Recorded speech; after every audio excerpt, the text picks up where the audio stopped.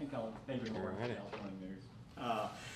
Mike was saying earlier how you as a staff made the determination in the offseason that defense was going to be the strength, and you kind of would play to that.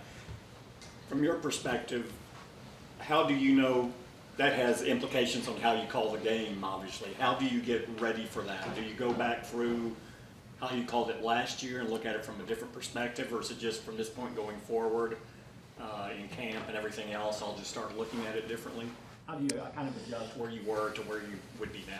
Yeah, I think as the season goes on, I think you just kind of identify how your team's going to play, and there's obviously a play style, and when all three sides are connected, I think that's very, very important. And so certainly we've created a formula that's been successful the last few weeks, and we're getting our rush attempts up, and defense is doing a tremendous job. Usually Bones sneaks a big play in there and does an awesome job, and so I think one big aspect of our side of it is we're not turning the ball over, and so we're managing the game really well. But that's nothing you really preset. I mean, as it develops, you're just looking at it from that bent. It's not like you go back and go, do I have to change my tendencies or what I would do in a situation? You're always looking back on how games have gone, but I think each game kind of has its own flavor. There's going to be games where we're going to need to throw it. There's a lot of games and there's a lot of different approaches to this thing, and so as we go, we got to be able to play a few different styles, and that's important throughout the season in the NFL. Michael Gelkin, Dallas Morning News. I cannot recall a game where you ran that much on first down. And obviously, you were very successful doing it. Was that something that snuck up on you in terms of the rate, or is that pretty much according to game plan? We certainly wanted to run the ball. They have a tremendous pass rush, and felt like it gave us the best opportunity to be successful, put ourselves in good third down situations, and we can get our rush attempts up.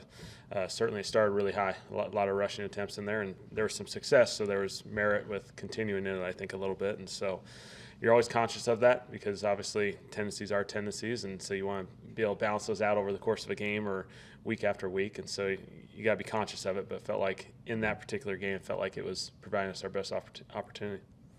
Clarence O'Vorse, Telegram. Piggybacking on David's question, I know just going back to camp, I know there was talk about wanting to run it more and protect the line and protect the receivers. I mean, obviously the games have changed and the way your defense has changed, but there was a thought process of wanting to be more run-oriented this year than you were last year. Is that correct?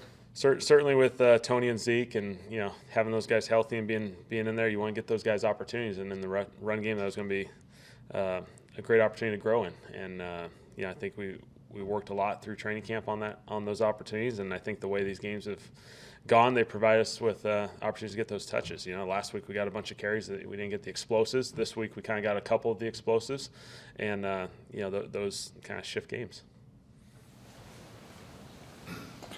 Skyler Dixon with the AP.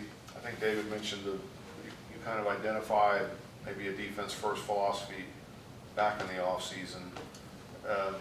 Do you remember much about those conversations with Mike? I mean, was it that conscious a kind of thing, or was it just something that sort of evolved? I think we're always talking through the whole offseason. There's a lot of stages of player acquisition, and so you're always kind of having a lot of different conversations through free agency as your roster changes, through draft, and then ultimately when you're with your players and you kind of start building who you want to be. And so I think it's a slow, long build through an entire offseason, but we all have a lot of conversations, and certainly being able to run the football was an important aspect for us. And I think, as we practice against each other, you recognize the tremendous ability our defense had, and we're excited about, finding our groove once we got into the season. Calvin Watkins, Dallas Morning News. Last couple of years you've lost some personnel. How have you been able to change? You don't have Dak, you don't have Tyron and those kinds of things. How have you been able to make these adjustments? Yeah, it seems like every season you're going to have guys that you just go through that. It's the NFL, and so whether it's really all the positions, I think you have different aspects that you have to go through, and so hopefully you're trying to find the formula that gives your team the best opportunity to win. And whether it's rush attempts or throwing it, being conscious of a particular matchup, I think you're constantly trying to evaluate all those different scenarios. And so credit to our guys. Our guys do a great job of kind of that next man up mentality. I think, Coop going in there for Dak, Tyler Smith hopping in there at left tackle after not really doing any of it during the offseason. Noah Brown becoming, a real legitimate receiver that, carries value as a Z receiver. we just got so many of these guys who've taken advantage of these opportunities, and so credit to them. How much do you monitor Dak's progress, especially this week, if he possibly could play?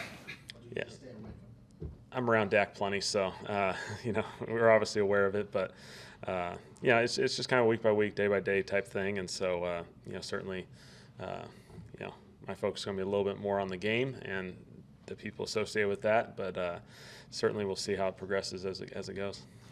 Tyler Smith, he'd be the first to say that his technique needs to be cleaner on the 2 sacks to Aaron Donald, but why not help him a little bit more in those situations? No, absolutely. We wanted to, and they did a really good job. I thought Raheem had a really good scheme. We were looking to use our running back and our left guard to help, and they occupied both of them with both linebackers up in the gaps, and so they gave us something we hadn't seen. They did a tremendous job. Something obviously we can improve on and get better at, because Tyler's got a difficult matchup out there, and they did a really good job scheming us up. And a quick follow-up. Tyler, how do you see how he responds to when things don't go his way? Certain young players can, I'm sure, respond differently, that sort of thing. How does he handle it? I think he does a really good job. He just keeps going, and I think he, a couple of those in the first half, and then after that we just kind of keep settling in, and I thought he did a really good job of continuing to be the player that he is, coming off the ball, and I thought he did a really nice job. Clarence Hill for Worcester Telegram. Just piggybacking on the frustration in training camp playing against this defense. How did, we watched, there was not a lot of touchdowns scored. Is it us? Are they really that good? What was going through your mind in training camp knowing that you were having struggles in training camp against this defense? And I think, I think it's a great opportunity to kind of play against a really aggressive, fast-moving front, and that's not something you're going to see every single week in the NFL. And so I thought we did a really good job of being able to challenge ourselves week in and week out through training camp. Our defense does a tremendous job up front, just all the different looks and presentations they can give you. We saw just as many during training camp as you would in a regular season game, and so it prepares you really, really well for all the various things that are going to come up in a season, because we saw so much of it during training camp.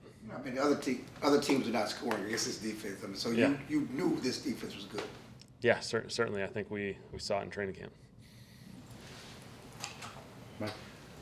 Third down, again, not where you guys want it to be. What did you make of just what kept you guys from being as efficient there as you'd like? Yeah, we just had a couple missed stops. We had the 2 that we really probably should have got, missed those, and we got a couple holds that kind of put us in the 3rd and long, and those are the story of holds for the most case. They're frustrating, but there's a few opportunities in there. We're really, really close, and we got to improve there. Tom Archerworthy's Jim. Your thoughts on Philly's front? You've seen Fletcher Cox forever, and Graham and all these guys. Or 55. Yeah. Philly just does a tremendous job on defense, and they've done such a great job last year, kind of making their adjustments to that defense. It's still about that defensive line and the front and the pressure, and they've certainly continued to build and add more guys up there, and so they're doing a tremendous job. They're putting a lot of pressure on teams. I think they're one of the top pressure teams. They're one of the top turnover teams in the league, and so those things I think go hand in hand for a reason. And their secondary is doing a really good job of taking advantage of some passing situations and making plays. 102 passing yards, 10 completion, no completion to backs or tight ends. It's a really fun formula for a QB, yes. You're laughing because we talked last week about you, one of the third ballers. I mean, is that a feather in your cap? How do you look at that? Because you guys got to win. Yeah, I think at the end they were trying to win games and finding the formula that works for us. And I thought we ran the ball well, and it was important to control that line of scrimmage against that team. I don't think you want to get into a 30-40 pass attempt game with Aaron Donald and Floyd and all the guys on the other side of the ball, because that's putting them in their strengths. The long touchdown by Tony. Yes. It seemed like a lot of guys executed in order to achieve that, but what struck you most about just that play when you studied it? Yeah, I thought our guys did a really good job, first level, taking care of business, getting our guy on the safeties. And once you get these running backs on safeties, that's where they get to be playmakers. And so Tony did a tremendous job on the back end, making some plays. I thought We had a couple guys, Simi was one of them, that got downfield and made some, we call them touchdown blocks. Those are the ones that not everyone sees, but you're the backside receiver, and a lot of times it never gets to that point, but you just keep going, and eventually you're able to block someone downfield, and those are the big opportunities, and those are the guys that get the assists on a touchdown like that. All righty. All right, thanks guys. Thank you.